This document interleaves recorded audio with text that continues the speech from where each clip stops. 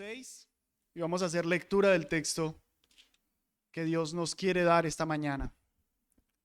Primera de Timoteo, capítulo 6, versículos 1 y 2. Dice así la palabra infalible del Señor. Todos los que están bajo el yugo de esclavitud tengan a sus amos por dignos de todo honor, para que no sea blasfemado el nombre de Dios y la doctrina. Y los que tienen amos creyentes no los tengan en menos por ser hermanos, sino sírvanles mejor, por cuanto son creyentes y amados los que se benefician de su buen servicio. Esto enseña y exhorta. Es la palabra del Señor. Hermanos, a la luz de este texto vamos a hablar del deber que tenemos como empleados de honrar a nuestros jefes. Y ustedes van a decir, pero hermano Jeffrey, ahí habla de esclavos, ahí no habla de trabajadores, y la esclavitud es algo muy malo. Por lo tanto, este texto no tiene nada que ver con nosotros, pudiéramos creer. Hermanos, quiero aprovechar este pasaje para hacer un tratamiento breve sobre lo que era la esclavitud aquí en el contexto, qué es lo que significa esta esclavitud, porque automáticamente leemos esclavitud y a nosotros nos viene el negro con la cadena, todo lo que se llamó la trata de esclavos, nos viene eso a la mente.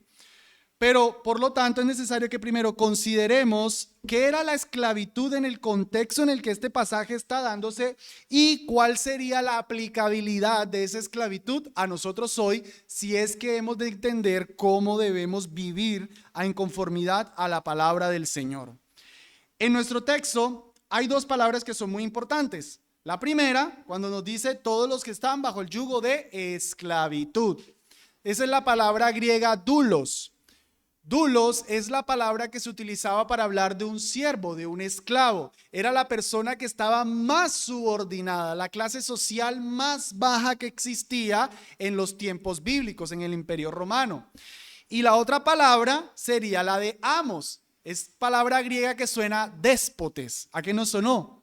En nuestro español, déspota. ¿Y qué pensamos de un déspota? Una persona grosera, irreverente. No es exactamente lo que quería decir la palabra déspota en el primer siglo. Déspota se refiere a una persona que tiene una alta autoridad, una autoridad sin restricciones. Entonces noten lo que está planteando por un lado a los siervos, a los doulos, los más bajos, y por otro lado está planteando a los déspotes, los más altos. Esta es la relación que se está presentando entre el que está más bajo y el que está con la mayor autoridad. Eso, hermanos, era tal cual en el primer siglo con la relación de esclavos y amos. Vamos a ver cómo era la esclavitud entonces en el Imperio Romano. Primero, hermanos, entender que la esclavitud era algo normal. La esclavitud no era algo que estaba escandalizando a la gente, eso era el pan de cada día. De hecho, se entiende que en Roma 1/3 de la población era esclava. O sea que si dijéramos cualquier número, 1 millón de ciudadanos, diríamos que 300,000 ciudadanos más o menos serían esclavos, serían doulos. Eso era algo normal, nadie estaba escandalizado por eso. Y estos doulos eran personas que pertenecían a sus amos, ellos eran como una propiedad, ellos eran como un bien, era algo que te pertenecía, tú eras el amo de ese doulos. La ley romana no prohibía en ningún momento que el amo golpeara al siervo. Él lo podía hacer. Él tenía toda la potestad sobre sus siervos. Los podían incluso condenar a trabajos forzados, los encadenaban, los marcaban en la frente por si eran ladrones o fugitivos, e incluso llegaron a crucificarlos. Todo eso podía hacer el amo con el esclavo. Ellos los podían castigar, vender, intercambiar e incluso los heredaban, porque repito, ellos eran como un bien. Sin embargo, hermanos, no siempre era algo tan negativo. No siempre, porque aquí nos sonó un poquitico a la misma trata de esclavos que se vivió por allá en los siglos XVI. No siempre fue así.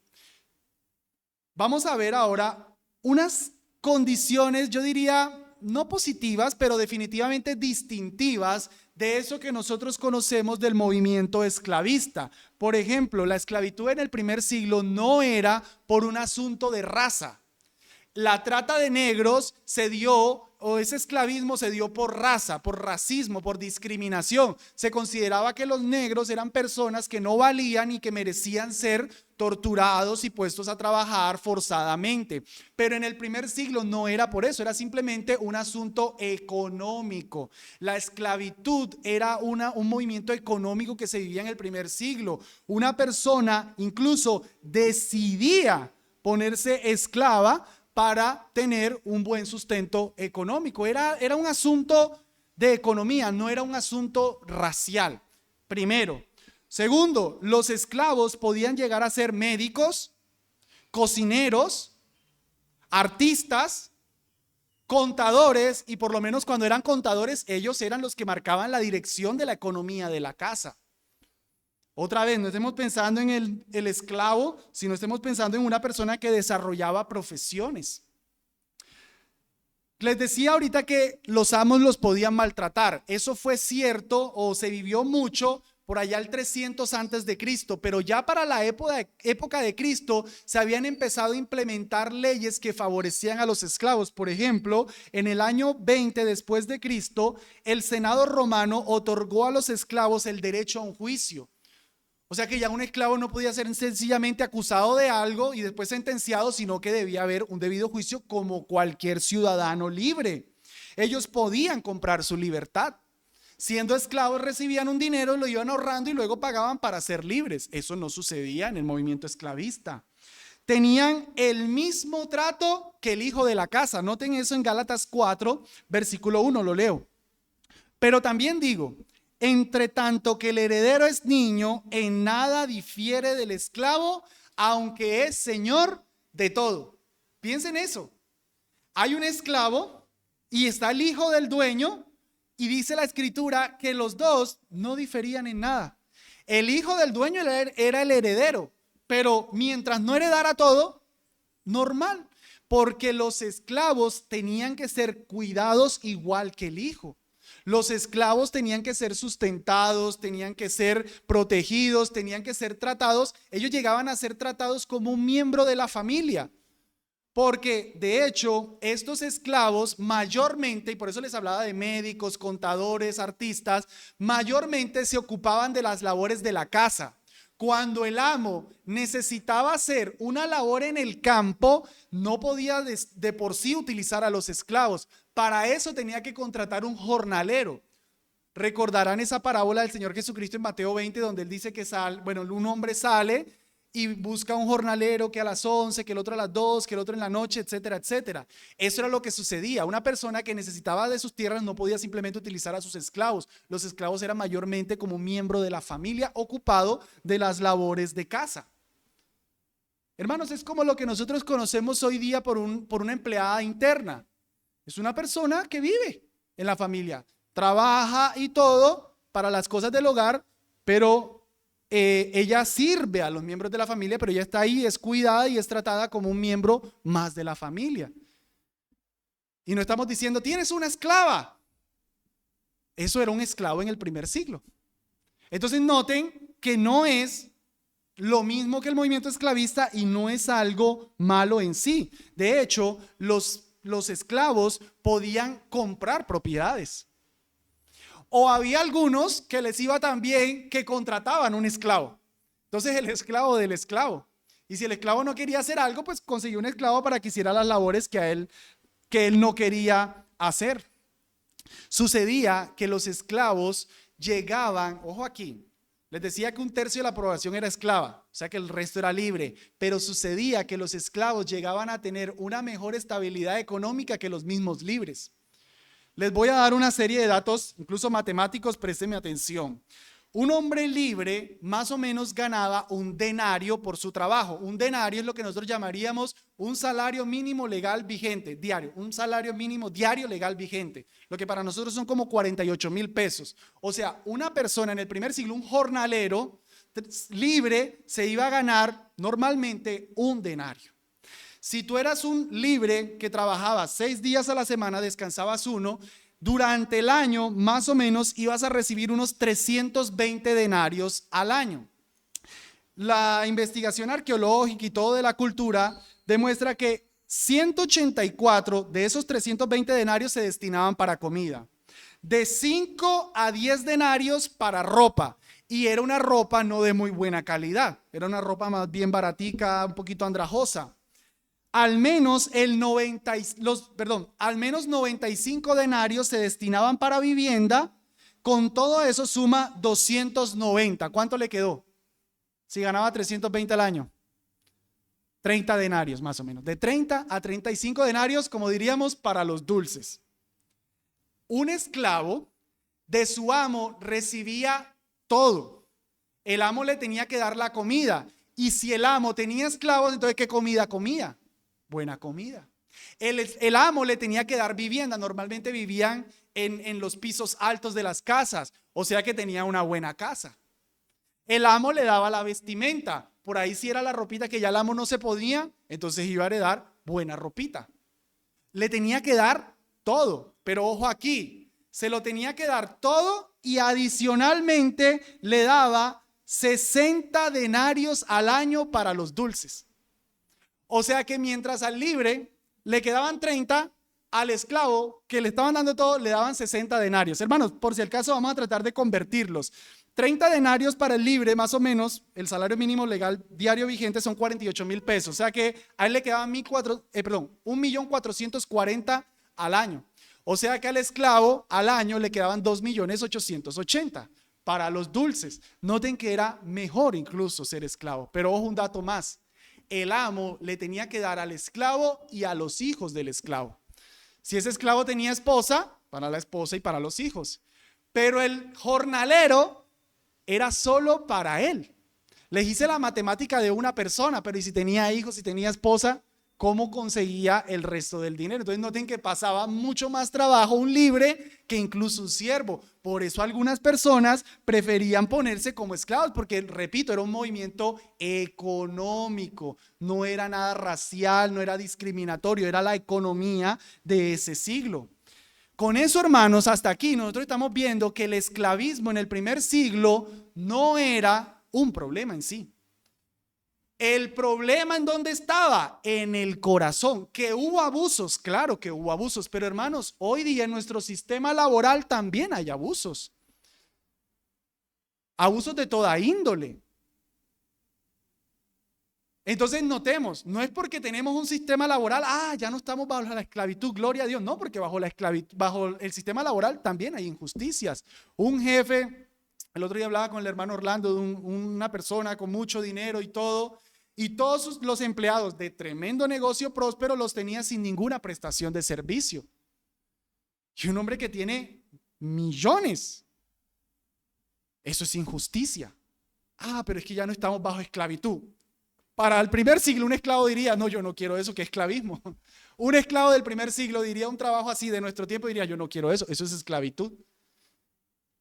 Entonces notemos, hermanos, estoy tratando de entender el contexto. Estamos tratando de entender el contexto. No era un problema en sí. El problema está en los abusos que las personas malas hacen. Pero el sistema de la esclavitud del primer siglo no era algo malo en sí mismo. ¿Cómo las personas llegaban a caer esclavos? Por un motivo por el que las personas llegaban a caer de esclavas era por conquista. Y esto es tal vez lo más remoto que existe. Los primeros registros de esclavitud probablemente eran por conquista. Una nación conquistaba a otra y en vez de matar a toda la gente, pues les decía, pues si quieren vienen a nuestra tierra y trabajan. Un caso bíblico de eso, Daniel. Daniel era un esclavo. Babilonia se lo llevó. ¿Y qué clase de esclavo era Daniel? Un hombre muy importante en todo el gobierno y era un esclavo. Medrac, Mesac y Abednego eran esclavos y estaban ahí junto con Daniel. Entonces noten que no necesariamente era otra vez la cadena, los grillos y demás.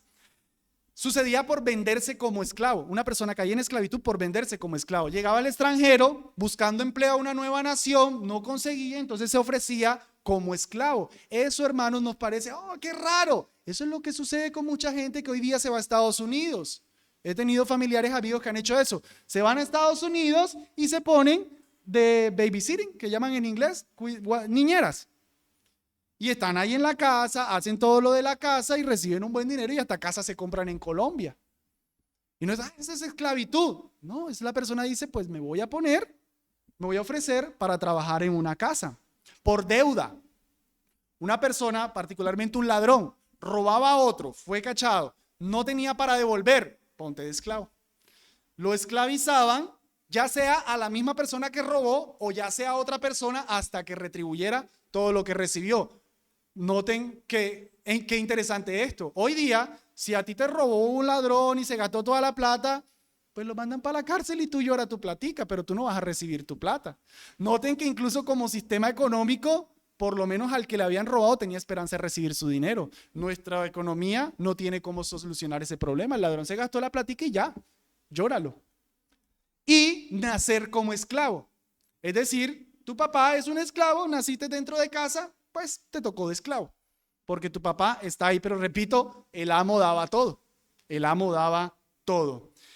Eso, hermanos, era principalmente en el Imperio Romano. Quiero que nos movamos ahora a ver un poquitico la esclavitud en la Biblia. O sea que nos vamos a devolver incluso más el tiempo y vamos a ver que la Biblia nunca condena la esclavitud. La Biblia nunca condena la esclavitud, pero da una serie de reglas para evitar los abusos y para proteger a los esclavos. Por ejemplo, vayan conmigo a Deuteronomio 23. Deuteronomio 23, 15.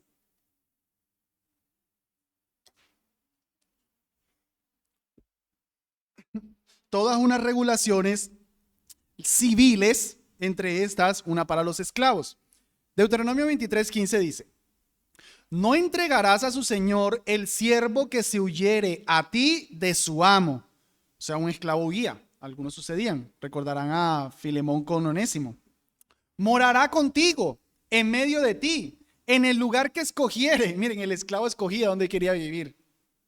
En alguna de tus ciudades donde bien tuviere, no le oprimirás. Noten esa regulación. Llegaba el esclavo, no podían decir, ven y te busco a tu señor y te entrego allá para que te castiguen. La ley lo prohibía. Si el esclavo está huyendo, algo pasó, más bien protégelo. Y cuidado, lo vas a oprimir. La ley prohibía que lo oprimieran. ¿Que los oprimieron? Sí, pero noten que la ley no lo permitía. Vamos al capítulo 24. Vayan en sus Biblias al capítulo 24. Versículo 7. Cuando fuere hallado alguno, Deuteronomio 24, 7.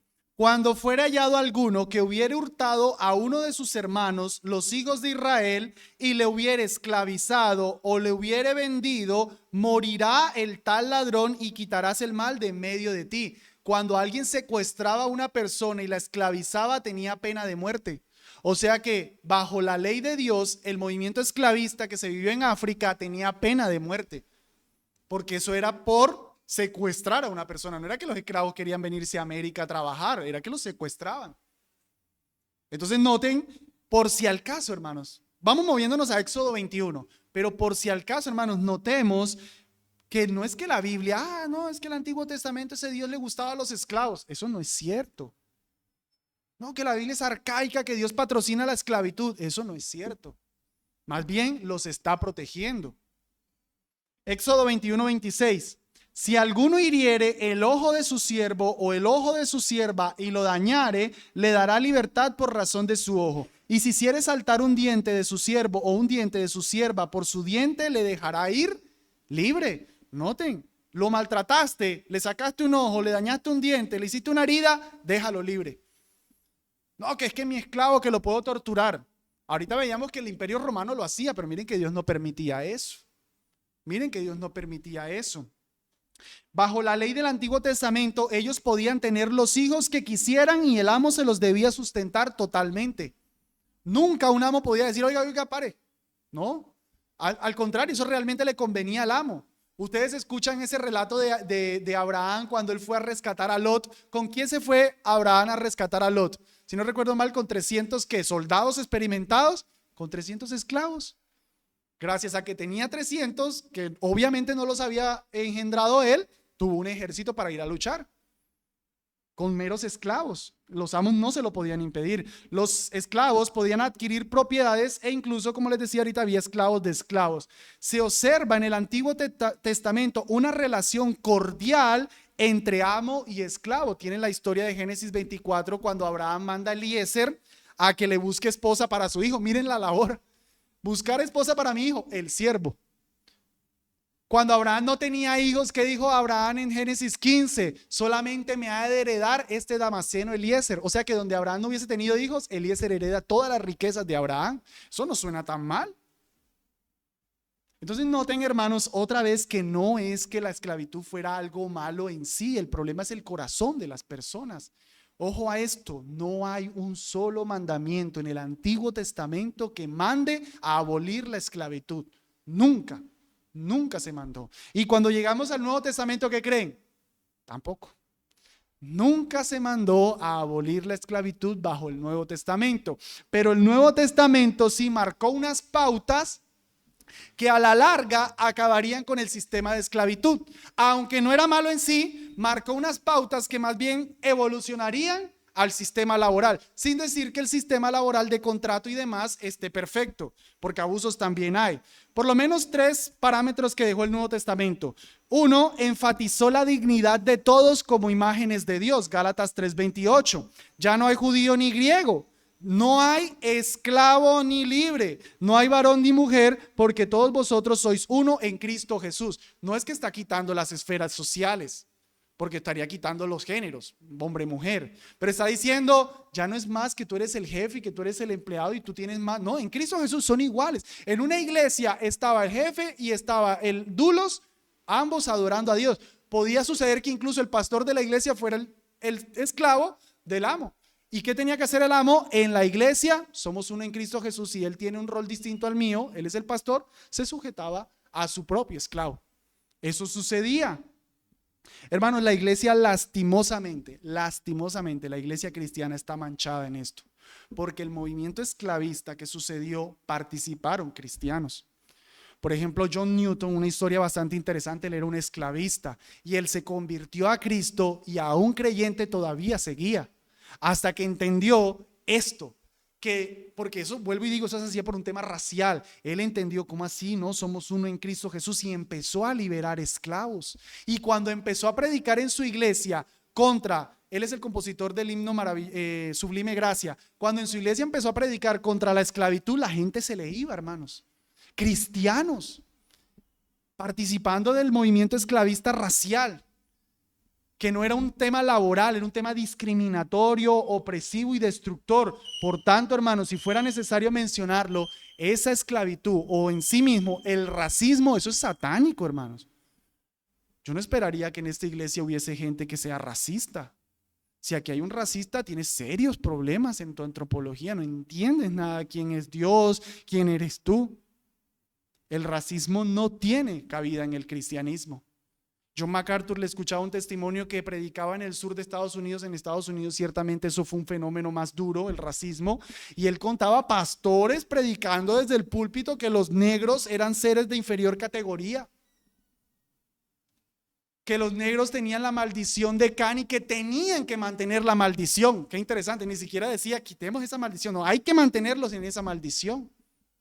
Hermanos, yo creo que yo veo esas películas de racismo y se me hierve la sangre. Que en unos buses puestos bonitos y las bancas de atrás bien feas para los negros. Los baños para los blancos bonitos y los baños de los negros, si al caso baños. Eso es abominable. Eso no tiene cabida en el cristianismo. Por si al caso, ¿cuántas razas hay? Bueno, una raza, hermanos. Nunca digan, es que él es de raza negra, raza mestiza, raza blanca. No has ido a clases de antropología bíblica. Solo hay una raza, la humana, ya. ¿De dónde venimos todos? De Adán y Eva. ¿De dónde salimos todos? De Adán y Eva. Esa era la única raza, la raza humana, eso no hay más. Hechos 17:26. Dice, y de una sangre ha hecho todo el linaje de los hombres, de una sangre. Hizo todo el linaje, todo. Si tú eres algo diferente, Bueno, pero todos somos hombres, todos somos de la misma sangre, todos somos del mismo linaje, para que habiten sobre toda la faz de la tierra. No recuerdo el año, pero hubo un estudio que hicieron científicos, evolucionistas, impíos, ateos, tratando de demostrar, como buscando esa raza común, y precisamente muy motivados por el racismo. Entonces buscando que los blancos venían de una línea y que los negros venían de otra línea. ¿Qué les arrojó el estudio? Precisamente lo que ya Dios les había dicho. No recuerdo mal el estudio, creo que se hizo en 1881, me falla ahora la memoria. Y los científicos, ateos, evolucionistas, impíos dijeron, todos venimos de un solo padre y una sola madre. Eso ya se lo dijo Dios hace rato. Los eruditos dijeron, no, ya Dios lo había dicho. Solo hay una raza. Si quieren, agreguen una segunda, ya para que digan que hay dos razas. La raza de Adán y la raza de Cristo. Si quieren agregar dos. Es decir, hombres naturales y hombres espirituales. Del linaje de Adán venimos todos y solo unos somos unidos al linaje de Cristo. Si quieres hablar de muchas razas, por lo menos habla de esas dos, una espiritual y otra natural. Pero nunca, hermanos, digan que hay raza negra, raza mestiza, raza blanca. Eso no existe en las escrituras. Todos somos uno, simplemente con un poquitico más o un poquitico menos de melanina. Eso es lo que tenemos de diferencia. No hay más. No hay más diferencia. Y mucho menos para discriminar a una persona por el tono de su piel.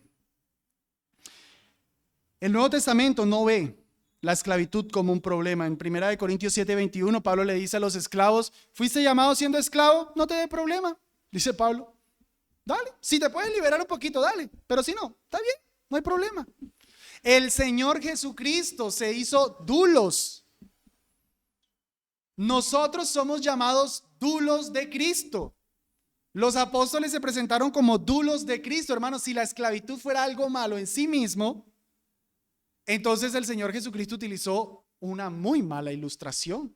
Es como si dijéramos, nosotros somos los sicarios del capo Cristo. Eso sería una ilustración porque los capos no tienen nada que bueno y los sicarios no tienen nada que bueno. Pero el Señor utilizó doulos y el Señor, porque, repito, la esclavitud no era un problema en sí. El problema en dónde estaba, hermanos, en el corazón. Doulos es esclavo. Doulos es esclavo. Entonces, hermanos, ¿dónde está el problema? No en el sistema, está en el corazón. Listo, hermano, ya nos explicaste todo el movimiento esclavista en el primer siglo, pero ¿qué tiene que ver eso con nosotros?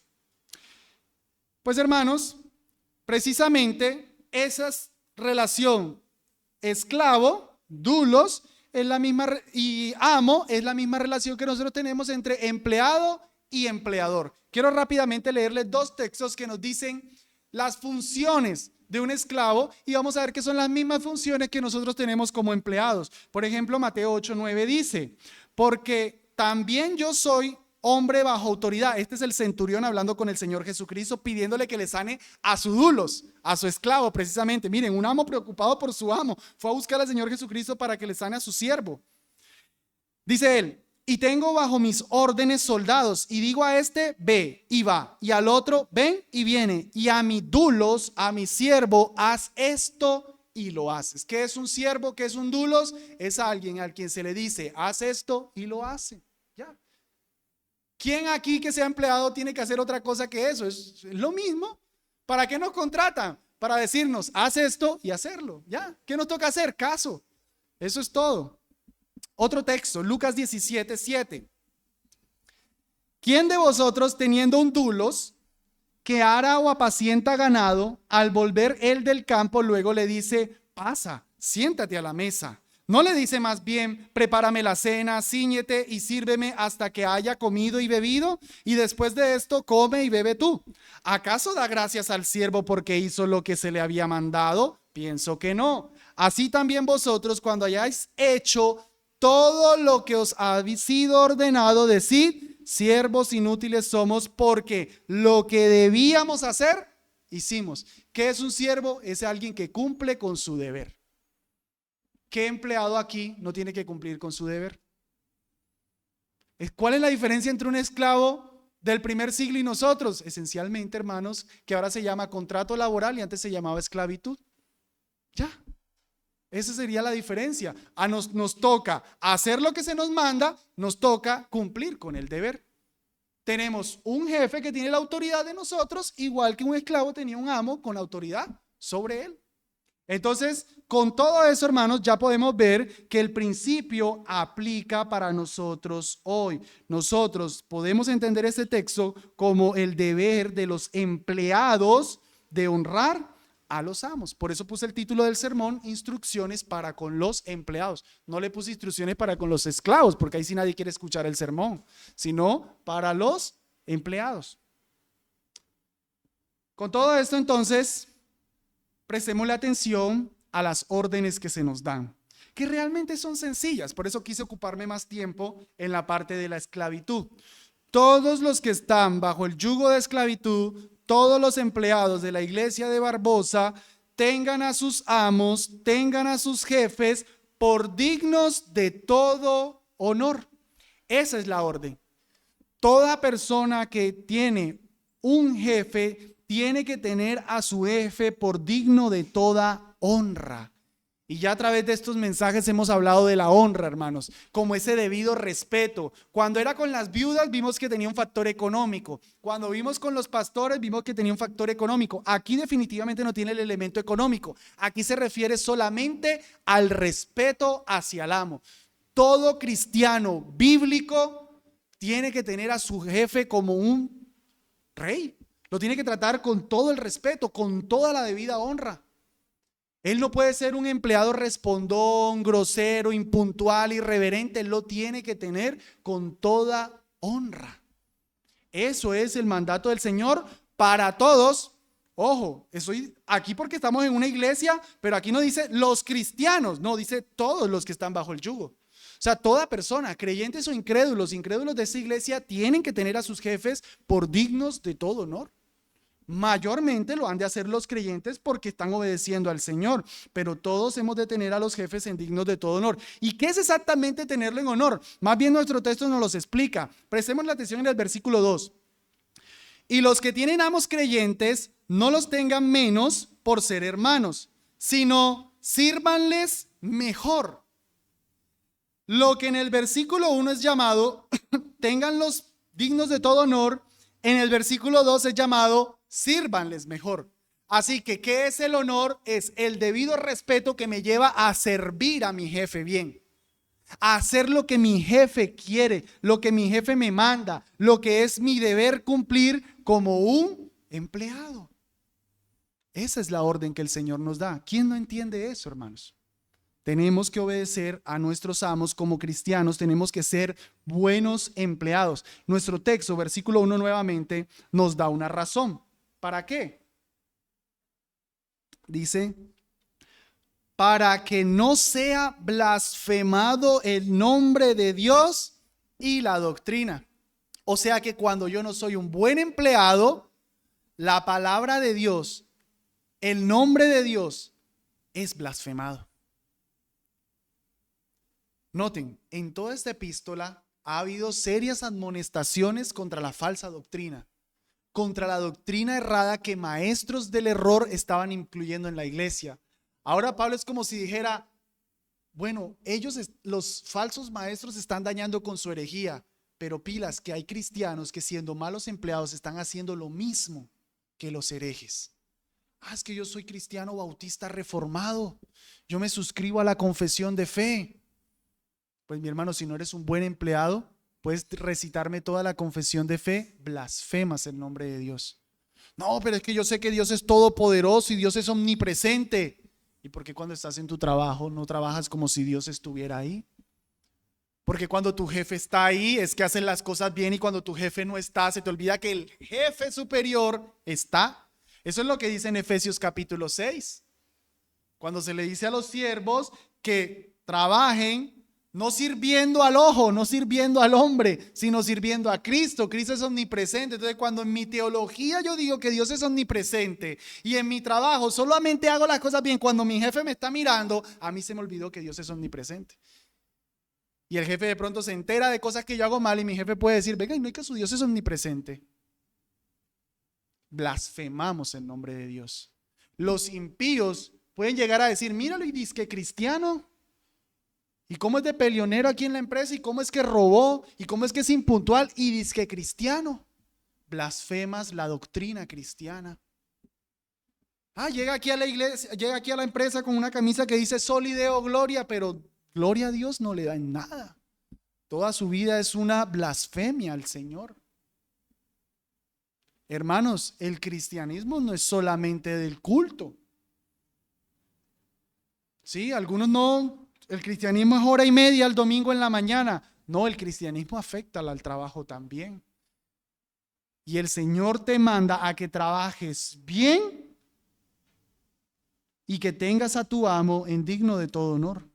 De hecho, nota, yo soy el que tengo que tener a mi amo. No dice, el texto no dice, todos los que están bajo yugo de esclavitud, denle honor a los amos dignos. No. Tú eres el que tienes que tener al amo en digno de todo honor, sin importar lo que el amo sea. No, es que él es todo grosero, por eso es que yo no lo respeto. Tú lo tienes que tener en digno de todo honor. No se merece el jefe la honra. Tú eres el que le tienes que dar la honra. Noten esa palabra de 1 de Pedro 2:18. Criados, estad sujetos con todo respeto a vuestros amos, no solamente a los buenos y afables, sino también a los difíciles de soportar. La Biblia reconoce que no todos los jefes son buenos, pero la Biblia está dándole una responsabilidad al empleado, de que el empleado tiene que hacer bien su trabajo y darle honor a su jefe, no porque el jefe lo merezca, sino porque el Señor lo manda. Imagínense un empleado que sea irreverente, grosero, impuntual, etcétera, etcétera. Y de pronto un día empieza a ser un buen trabajador. Y el jefe lo nota. Y el jefe le dice, ¿qué pasó? Tú has estado últimamente muy juicioso. Y él dice, no, señor, es que yo me volví creyente y mi Señor me manda que yo le obedezca a usted. ¿Qué va a decir el jefe? Uy, conviene tener creyentes. Y entonces quiere contratar otro creyente porque dice los creyentes son muy buenos empleados. Son los mejores, me respeta. Pero lastimosamente puede ser que no quiera creyentes porque no trabajan bien. Porque no trabajan ni siquiera tan bien como los incrédulos. Se espera, hermanos, que un creyente sea un mejor empleado que un incrédulo. Un creyente debe ser un mejor empleado. Ojo, yo no estoy diciendo el mejor empleado, como ocupar el cuadro de honor en la empresa. No. Yo estoy diciendo un mejor empleado. Es una persona que se esfuerza, una persona que cumple con su deber. Puede que haya incrédulos que se desarrollan mejor, que hacen mejor las cosas que él, pero ya es un tema de que él no puede, pero él es juicioso, él se esfuerza, él trata, él respeta a su amo. Cuando escucha que están hablando mal de su amo, él no participa de eso. Él no anda chismeando en el pasillo del jefe, él no anda quejándose de la empresa. No, él es una persona que respeta a su superior. Eso es un empleado cristiano. Ahora, habiendo dicho eso, el apóstol va a considerar un particular, una situación que no la pasa a todo el mundo, pero les pasa a algunos, y es aquellos que tienen amos creyentes. Si tu amo es incrédulo o creyente, le debes honra. Pero entonces, como hay unos que están en una relación amo-esclavo o empleador-empleado, que es de creyentes, entonces la Biblia considera esa circunstancia. Versículo 2. Y los que tienen amos creyentes, no los tengan en menos por ser hermanos, sino sírvanles mejor por cuanto son creyentes y amados los que se benefician de su buen servicio. Noten, hermanos, que aún entre el pueblo de Dios no está diciendo la Biblia que sea algo malo que haya esclavos, porque pudiéramos pensar, no, hermano, es que los que tenían esclavos eran los incrédulos, porque eso es algo malo. No, incluso creyentes, el jefe era el amo, tanto el jefe como el empleado, tanto el jefe como el esclavo eran creyentes y la Biblia no lo pone como un problema. Eso sucedía entre el pueblo del Señor.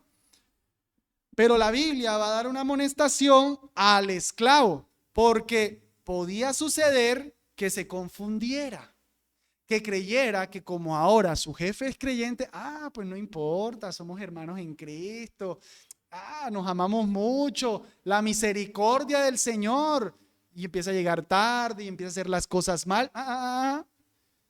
Al contrario, como tu jefe es un creyente, ahora haz las cosas mejor que si fuera un incrédulo. Normalmente las hacemos peor. No, la Biblia dice es al contrario, como es creyente, como hay confianza, como nos amamos, etcétera, etcétera, ahora lo debes hacer mejor. Yo creo que aquí en la iglesia no tenemos ni un solo caso de hermanos que tengan un contrato laboral, jefes, empleados, y de pronto nos pudiera parecer innecesario esta mención, pero vale la pena, hermanos, en sentido de, aquí hay hermanos que prestan servicios particulares que nos contratamos mutuamente. Por ejemplo, alguien puede contratar a nuestro hermano Orlando con su motocarro, alguien puede contratar al hermano Adolfo en temas de construcción, alguien puede contratar a una hermana para temas de aseo, alguien puede contratar al hermano Uriel con sus fotografías, etcétera, etcétera. Nos podemos contratar mutuamente. En ese momento, hermanos, recuerda Primera de Timoteo 6:2, se generó una relación amo-esclavo o empleador-empleado en la que son creyentes. Entonces, ¿qué hago yo? Bueno, como es un hermano en Cristo, entonces ya no le presto tanta atención, nos amamos, la misericordia, no. Si, por ejemplo, perdón, hermano Orlando, te tomo de ejemplo, si el hermano Orlando a una persona cualquiera, simplemente él dice, yo no subo muebles más del tercer piso. Entonces, como es un hermano, él dice, uy, hermano, a usted hasta el cuarto, porque es un hermano en Cristo. Le quiero hacer las cosas mejor. Uy, hermano, yo a los de allá nada más le pongo vinipel, a usted cartoncito para que no se le raye. Lo quiero hacer mejor, porque es un hermano. No importa que se le raye eso. Y si reclama, pues voy y pongo queja en la iglesia, que este hermano es todo materialista y no. Y si llegara a la iglesia una queja de esas, ¿qué debe hacer uno? Eso es laboral. Solucionen eso, empleado, empleador. ¿Qué fue lo que acordaron? ¿Cuáles fueron las condiciones? Solucionen eso allá. Eso es laboral. Por ser creyentes deberíamos tener incluso más madurez para tratar ese tipo de asuntos. Entonces, hermanos, sí se nos presentan casos de creyentes, uno amo, otro el siervo, y debemos recordar que cuando eso se presenta, debo hacer las cosas mejor para mi hermano porque es un creyente, porque es amado. ¿Cuál es la motivación? Noten que el texto nos da la motivación, sino sírvanles mejor por cuanto son creyentes y amados los que se beneficien de su buen servicio. La motivación no es, voy a hacerlo mejor porque es que de pronto va y le pone quejas al pastor. No, voy a hacerlo mejor porque ¿qué dirá? Si alguien está pensando, si alguien aquí pensara en no entrar a una empresa donde hay un hermano en la iglesia porque después se van a dar cuenta lo que él es y va a poner quejas en la iglesia, entonces eso quiere decir que hay una hipocresía grandísima. Yo Jeffrey, debería ser capaz de trabajar con cualquier persona. No, pero prefiero jefes incrédulos porque allá sí puedo ser vulgar, allá sí puedo ser hablar feo, allá sí puedo ser coqueto, allá sí puedo hacer un montón de cosas, pero con el creyente no, porque pronto va y pone quejas en la iglesia. No, ese no es el motivo. Eso es hipocresía.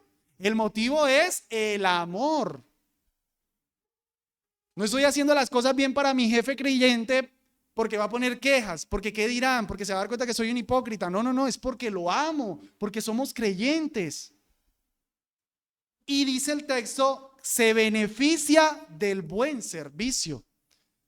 Noten, hermanos, cómo la Biblia aquí está trascendiendo el tema de la esclavitud. Lo trasciende totalmente. No trabajo para que me den el sustento económico, no trabajo para ahorrar y quedar libre de esta esclavitud. No trabajo para tener una mejor economía que el hombre libre. En nuestros términos, no trabajo simplemente para comprarme mi casita, no trabajo para el mercado, no trabajo para que me paguen, sino trabajo para beneficiar con mi servicio. Yo tengo unos talentos, yo tengo unos dones que le sirven a esta empresa, que le sirven a ese amo. Entonces yo quiero que él se beneficie de mi servicio. De manera particular a los creyentes. Pero hermanos, esa es la mentalidad para cualquier trabajo. Eso se le llama sentido de pertenencia. Yo estoy en una empresa y yo no estoy ahí pensando, oye, ojalá no venga un cliente o espanto a los clientes para no tener que hacer producto, para no tener que trabajar, porque entonces después me toca hacer mucha cosa. Y estoy buscando y apretando dedo para que no venga ningún cliente, así el jefe se vaya a la quiebra, pero no me toca trabajar. No, la actitud creyente es, quiero que vengan más clientes, me toque trabajar más para que a mi jefe le vaya mejor. Y yo quiero hacer bien mis productos para que la calidad sea óptima y mi jefe le vaya mejor. Esa es la actitud cristiana. Tenemos unos talentos que contribuyen a una empresa.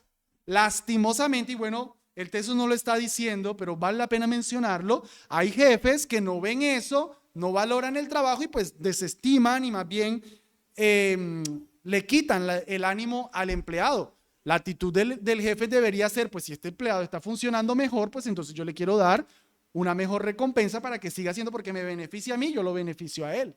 Lastimosamente suceden las opresiones, ¿no? Entonces los empleados no quieren decir que tienen cierto talento o asumir cierta tarea, porque en vez de eso generarle más dinero, le genera simplemente más trabajo y el dinero sigue igual. Pues la idea es que el jefe lo recompense, pero aún desde creyente yo digo, quiero beneficiar, quiero beneficiar, quiero beneficiar. Y si es un hermano mayormente. Yo creo que aquí hay una pequeña aplicación ética, hermanos, que vale la pena mencionarla, muy importante. A ver, como hermanos en Cristo, como confianza, uno suele asumir que los servicios del hermano deben ser menores. Entonces, no quiero contratar por ahí a algún hermano que me haga la casa, porque todos me cobran 2 millones. Voy a contratar al hermano Adolfo para que me cobre 1.500.000, porque es un hermano en Cristo. Eso está mal. Eso está mal. Si el hermano en Cristo quisiera hacer el descuento, bueno. Si el que nos presta el servicio dice, hermano, pues yo normalmente cobro en eso 500.000, pero a ti yo te quiero cobrar 400, bueno. Pero yo, el que estoy contratando, el que voy de jefe en ese caso, nunca debo, porque somos hermanos, menospreciar el trabajo de la persona. No porque es un hermano, es un amado, se beneficia de mi buen servicio. Nos beneficiamos mutuamente, más bien debería reconocer el trabajo, pero no menospreciar, subvalorar el trabajo. Hermanos, el punto es hacerlo bien porque somos hermanos en Cristo, hacerlo mejor porque somos hermanos en Cristo, no desmejorarlo, no irrespetar. Yo he conocido creyentes que todavía en la iglesia le dicen don, porque en la empresa tienen una relación de jefe en la que todos los empleados le dicen don Juan. Y la persona se acostumbra y dice, bueno, yo también le digo don Juan, y llegan a la iglesia y le sigue diciendo don Juan. Si en el trabajo le dijera hermano, tal vez da una mala sensación. Todos lo tratan de don. Entonces yo como empleado voy a tratarlo de don. Si algo le pongo hermano don Juan, porque todos le dan honra con ese don. Pero yo no voy a llegar, ¿qué más Juanito? Porque somos hermanos en Cristo, ¿no? Hay que respetar. Es el jefe. Y el Señor manda que la autoridad sea respetada. Yo llego temprano como un buen trabajador. Yo no me ausento del trabajo por las reuniones eclesiásticas. Es que como somos hermanos en Cristo, entonces él ya sabe que los miércoles en la noche yo no le trabajo porque hay culto de oración. Pero si el jefe fuera incrédulo, sí le trabaja. Eso está mal. Si al incrédulo le trabaja un miércoles en la noche, ¿por qué al hermano en Cristo no le vas a trabajar el miércoles en la noche? Si su empresa funciona también miércoles en la noche. Esperaríamos que el jefe no haga trabajar el domingo, más si es cristiano, eso sí. Ahí sí. Pero, pastor, jefe, es que yo los jueves sí le llego tarde porque yo voy al culto de oración y usted sabe que a mí primero el Señor, no es que estamos en el trabajo, no estamos en la iglesia. Llega puntual. Y si el hermano en Cristo regañó, ¿te aguantas el regaño? Que es un altivo que me regañó. ¿Y dónde está la misericordia y el amor cristiano? Pues ahí, está siendo mal trabajador. Al contrario, él tiene más razón porque él sabe lo que el Señor demanda de ti y te ve que no estás siendo buen trabajador, con mayor razón te regaña. Porque se da cuenta que no estás haciendo lo que el Señor manda. Esas son relaciones laborales que se presentan entre el pueblo de Dios y eso se debe mantener y el empleado debe mantener el todo respeto hacia su superior. No olvidando, hermanos, en todo esto que tenemos un jefe superior sobre todo.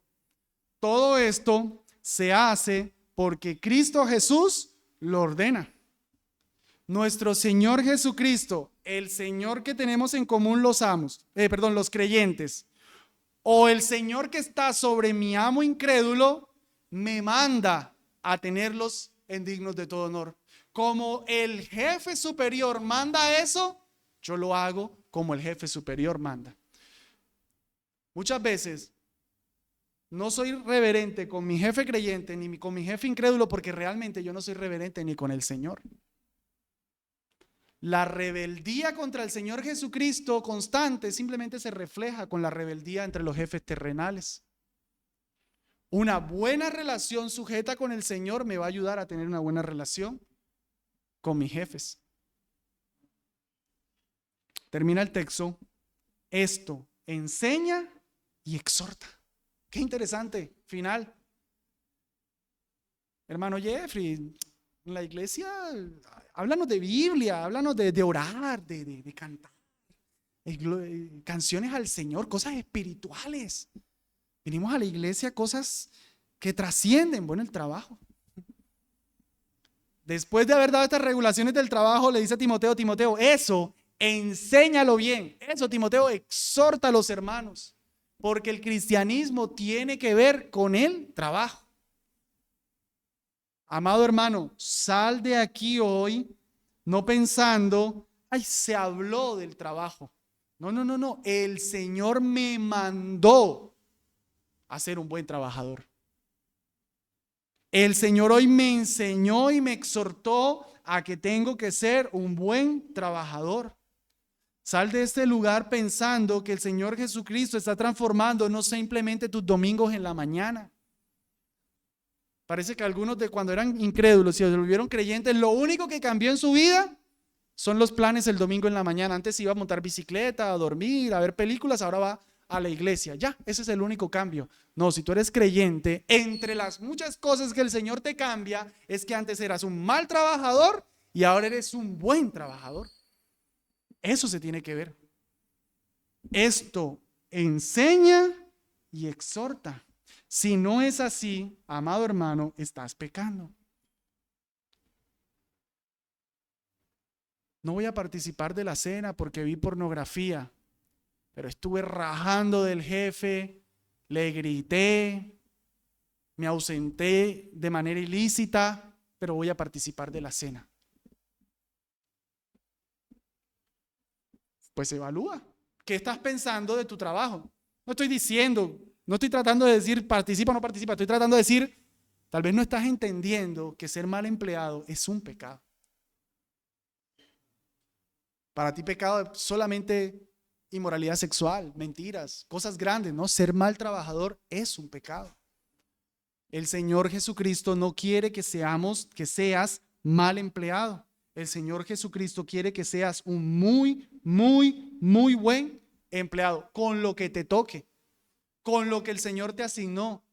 No es mejor cristiano el que es gerente y el que arregla carros, no, arreglando carros, siendo gerente, sé un muy buen cristiano. Que la gente quiera ir a ese taller, dice, ahí hay un cristiano. Eso es lo que el Señor debe querer. Estos días me pasó algo curioso con don Juan. Él cambia monedas y yo le llevé unas monedas. Me dijo, ¿cuánto hay? Yo le dije 80,000. Y las cogió, las recibió y me iba a dar el dinero. Y yo le dije, ¿y no las cuenta? Y me dijo, ¿quiere que las cuente? Y yo, sí, cuéntelas. Efectivamente estaban los 80,000. Yo no entendí ¿y por qué hizo eso? Hoy que pasé por él, bueno, cuento algo que está sucediendo por ahí, no sé lo que se dieron cuenta, tenían un escándalo en esa iglesia de ahí al lado. Y él me dijo, ¿ustedes los cristianos por qué hacen eso? Y dije, es que él sabe que yo soy creyente. Bueno, ahí nos detuvimos hablando de ese caso, pero me consoló el hecho de que yo dije, él esperaba de mí como creyente que yo no le fuera a tumbar en las monedas. Donde yo le hubiese tumbado en las monedas, hubiese dejado blasfemado el nombre de Dios y la doctrina. Porque en ese momento, en ese mínimo momento, se dio una relación empleado-empleador. Yo necesitaba cambiar unas monedas, él era el que me las iba a cambiar. Yo necesitaba algo, él lo podía hacer. Y ahí se dio la relación. Si yo no hubiese hecho las cosas rectas, hubiese blasfemado el nombre de Dios. Hermanos, así se nos presenta todo el día. Todo el tiempo se nos presenta eso. El Señor quiere que seamos buenos trabajadores.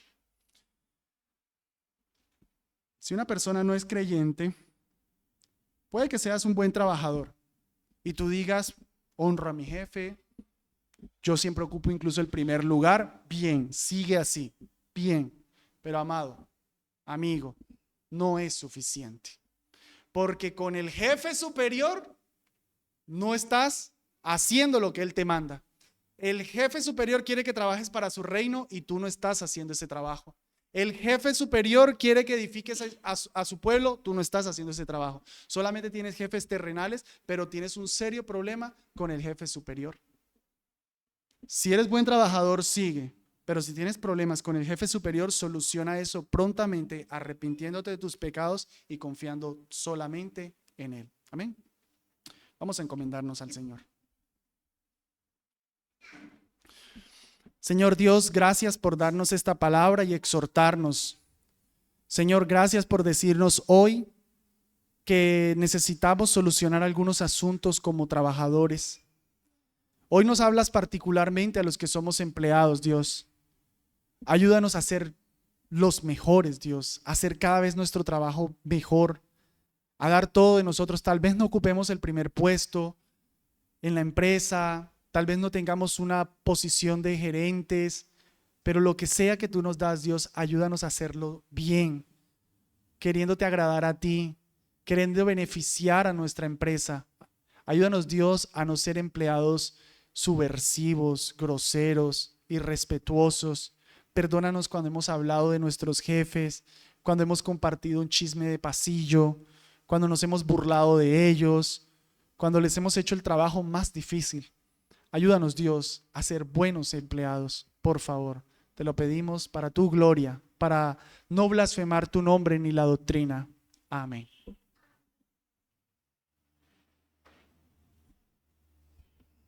Bien.